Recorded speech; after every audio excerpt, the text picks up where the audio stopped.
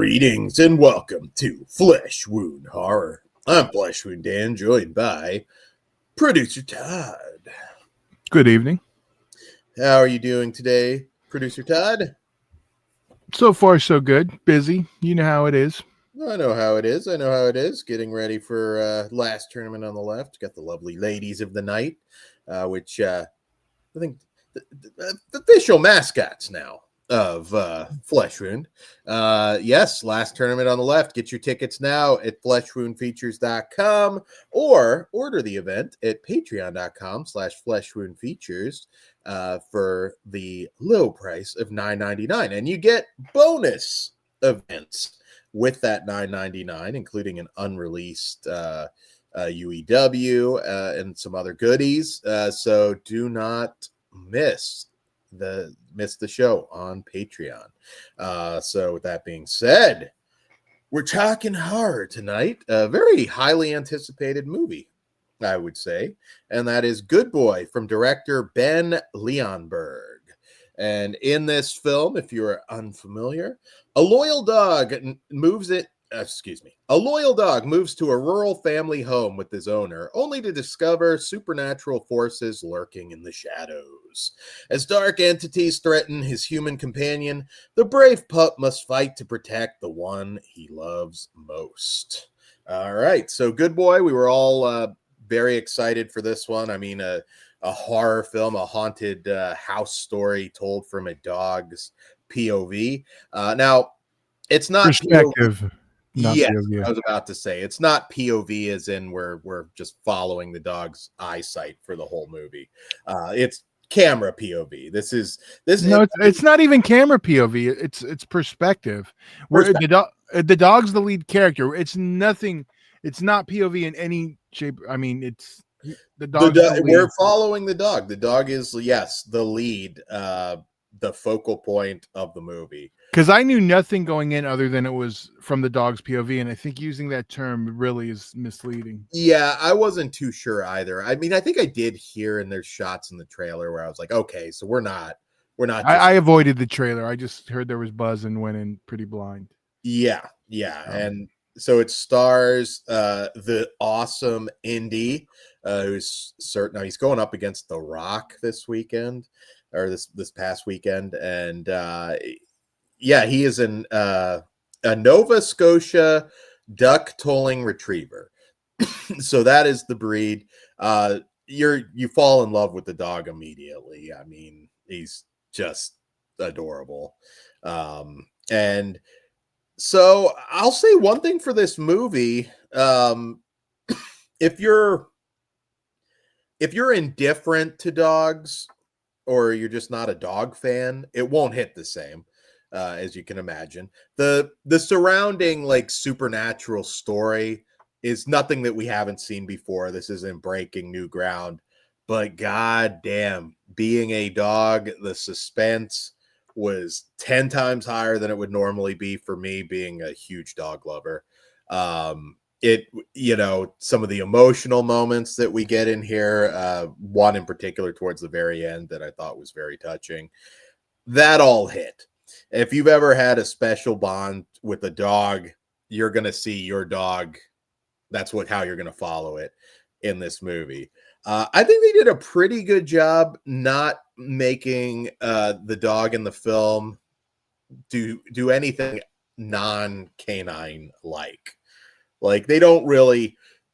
They don't have like a Matrix fight scene or something where like he's dodging ghosts or anything crazy like that. This is pretty, I mean, honestly, maybe one little thing, but for the most part, it's like, okay, I could see the dog reacting to everything just as he does. He's a clever dog, but they don't have him do anything, beyond what a dog could do. And I like that. And it's tight. It's like 73 minutes. It's doesn't waste any time. It hits the ground running. We get to know the owner a little bit. I felt like there were a few moments where he was kind of being like a dick to his sister and everything, where I could kind of see some people not liking that. But But all in all, you feel bad for this guy, and you're certainly again rooting for the dog. It's again not going to hit the same way if you just are one of these non-dog people. You might just look at the story itself as being, average, but the cinematography is fantastic. It hits all the emotional beats, and like I said, it pulled at the heartstrings. I am an animal lover, so I'm curious. I know Kruger's the cat lover of the group. I was curious his take. that was a question that somebody somewhere posed, like they should do this with a cat, and I was like, I'm a cat lover too. I've got 2 cats. I love them very much. I don't think with a cat you would have to make a cat be more than a cat to tell the story. Yeah, Because because a cat's not going to give a shit. Cat don't give a shit if there's a ghost. It's just going to sit there and flap its tail at it. no, I disagree with that. Like cats, if they don't like something, they're going to react. But I don't think a cat is going to make the same effort to save me. Well, yeah. They're just going to get they're a little smarter. They're going to get the fuck out of Dodge. Yeah. So I don't know that you could tell this with a cat. I hate to say that being a cat lover, but I don't think it would work the same way. But there is like a pretty heartbreaking moment towards the end that I thought was really handled well. Even though, like I said, this doesn't even really go that deep into the supernatural shit. It's just this is happening. We're in a haunted house. Tight 73 minutes. We don't go too deep into that backstory or anything. We do have Larry Fessenden, who plays his grandfather via videotapes, which you see in the trailer.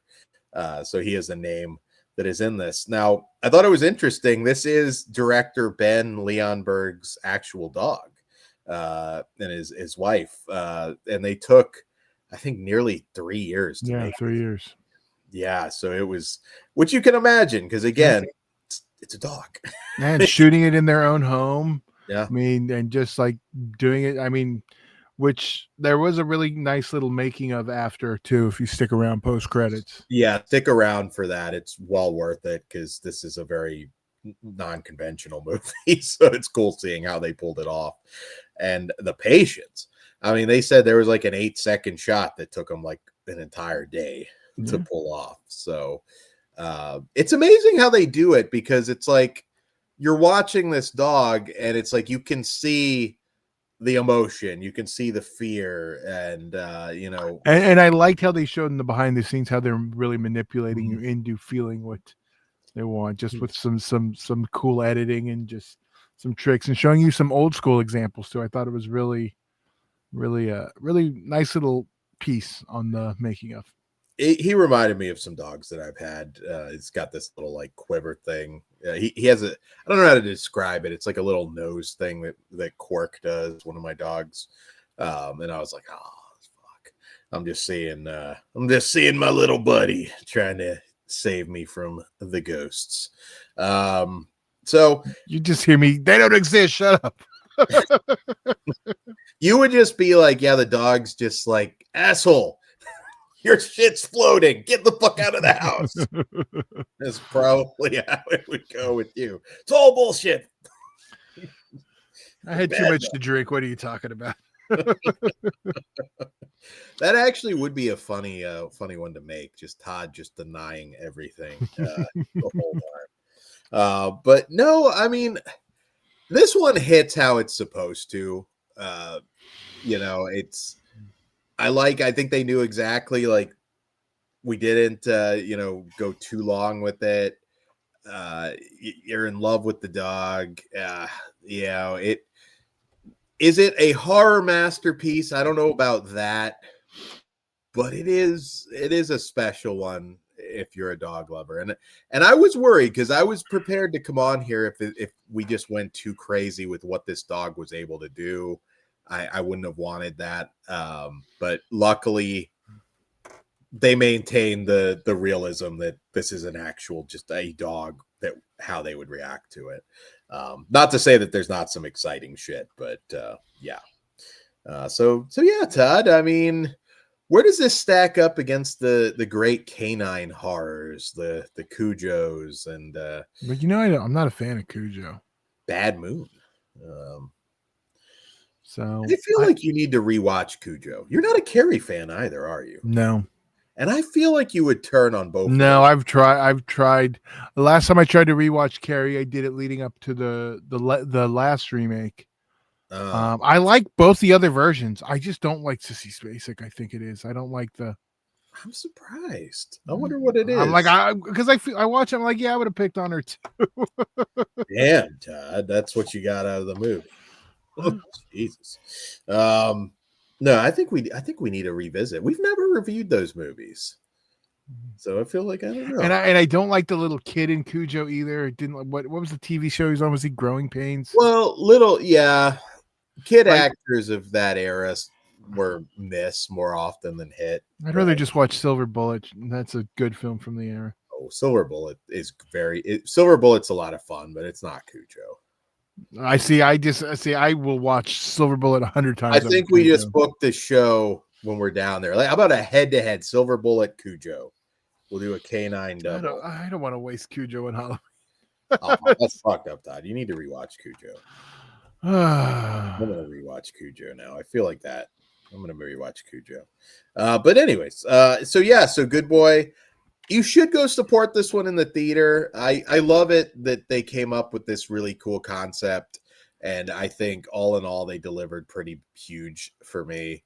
I'm still thinking about the movie, and as I always say, with the amount of horror movies we watch, if it lingers in the memory, that is the sign of something special.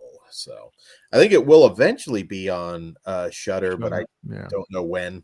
So yeah. Go check this one out. It's a good watch. And with that being said, short and sweet on this one. So, last tournament on the left. What? Nope. Oh. So what do you rate it, Dan? Oh, yeah, we didn't rate it. I was moving on. Sorry. Thinking about the cute dog. I am 4 stars. I like this one. I love this one a lot. I'm actually the same on this. I'm 4 stars also. 4 out of 5. 4 out of 5. All right. Sweet, guys. So last tournament on the left, fleshwoundfeatures.com. Get your tickets now. Help support us. We appreciate it very, very much. And also patreon.com/fleshwoundfeatures. Wrestling tier, $9.99. You can cancel anytime. So check it out there. Good night for now. Money's on the dresser.